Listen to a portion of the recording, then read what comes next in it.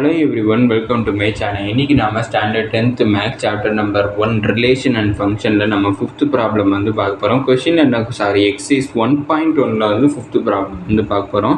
Question என்ன கொடுத்துருக்காங்கன்னா ஏ பின்னு 2 set, அதுக்கப்புறம் சிடின்னு மொத்தமாக 4 செட்டு வந்து கொடுத்துருக்காங்க.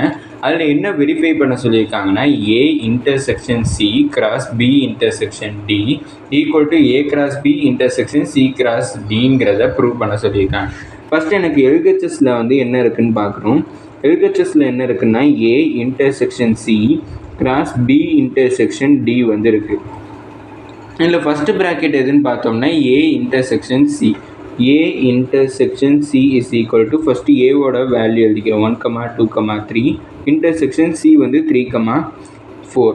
ரெண்டுலேயுமே காமனாக இருக்கிற வேல்யூஸ்ன்னு பார்த்தோம்னா எனக்கு 3 மட்டும்தான் காமனாக இருக்குது. இன்டர்செக்ஷனுங்கிறப்ப காமனாக இருக்கிறது மட்டும்தான் எழுதணும். அப்படின்னா 3 மட்டும்தான் காமனாக இருக்குது. அடுத்தது என்ன கண்டுபிடிக்கணும்னா பி இன்டர்செக்ஷன் டி. பி வந்து 2,3,5. டி வந்து பார்த்தோம்னா 1,3,5. இது ரெண்டுக்குமே இன்டர்செக்ஷன் பண்ணனா எனக்கு காமனாக 3, மட்டும்தான் இருக்குது. இப்போ நான் ஏ இன்டர்செக்ஷன் பியையும் பி இன்டர்செக்ஷன் டியையும் கிராஸ் பண்ணணும். அப்படின்னா A intersection C cross B intersection D. அப்படின்னா 3 கிராஸ் 3,5 வந்து கண்டுபிடிக்கணும். கிராஸ் பண்ணனா 3,5 வந்து கிடச்சிருக்கு. இது எல்ஹெச்எஸோட ஆன்சர். இதை நான் 1ன்னு கன்சிடர் பண்ணி அடுத்தது பார்த்தோம்னா ஆர்ஹெச்எஸில் என்ன கொடுத்துருக்காங்கன்னா A cross B intersection C cross D கொடுத்துருக்காங்க. ஃபஸ்ட்டு நான் ப்ராக்கெட் ஏ கிராஸ் பிக்கு தான் இருக்குது. அப்படின்னா ஏ கிராஸ் பி கண்டுபிடிக்கிறேன். 1,2,3 கிராஸ் 2,3,5 ரெண்டுமே கிராஸ் பண்ணுறேன். கிராஸ் பண்ணால் 1,2 1,3 1,5 அடுத்து 2,2 2,3 2,5 அடுத்து 3,2 3,3 3,5. இது ஏ கிராஸ் பி. அடுத்தது சி கிராஸ் டி. சி வந்து என்னென்னு பார்த்தோம்னா 3,4.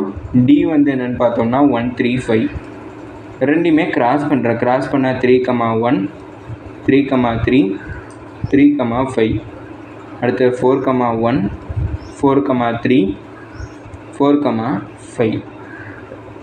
இப்போ நான் ரெண்டுலேயுமே இன்டர்செக்ஷன் பார்க்கணும். இன்டர்செக்ஷனுங்கிறப்ப ரெண்டுலேயுமே காமனாக இருக்கிறது என்னென்னங்கிறத மட்டும் எடுத்து எழுதணும்.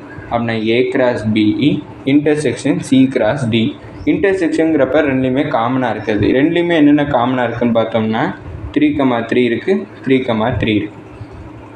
அடுத்தது 3,5 இருக்குது 3,5 இருக்குது. வேறு எதுவுமே காமனாக இல்லை. அப்படின்னா எனக்கு 3,3 அடுத்தது 3,5 தான் ஆர்ஹெச்எஸோட ஆன்சராக இருக்குது. இதை நான் 2ன்னு கன்சிடர் பண்ணேன். அப்படின்னா எல்ஹெச்எஸ் ஈக்குவல் டு ஆர்ஹெச்எஸ்ன்னு எனக்கு கிடச்சிச்சு. இதை நான் வெரிஃபையும் பண்ணி முடித்தாச்சு. அதனால் ஹென்ஸ் வெரிஃபைன்னு எழுதிட்டேன். இதோட இந்த ப்ராப்ளம் முடிஞ்சிச்சு. அடுத்தது 6th ப்ராப்ளமாக அடுத்த வீடியோவாக பார்ப்போம். இதோட இந்த வீடியோ முடிஞ்சிச்சு. மறக்காமல் நம்ம சேனலை சப்ஸ்கிரைப் பண்ணி சப்போர்ட் பண்ணுங்கள். நீங்கள் கொடுக்கக்கூடிய ஒவ்வொரு சப்ஸ்கிரைபும் எனக்கு மிகப்பெரிய சப்போர்ட்டாக இருக்கும். தேங்க்யூ.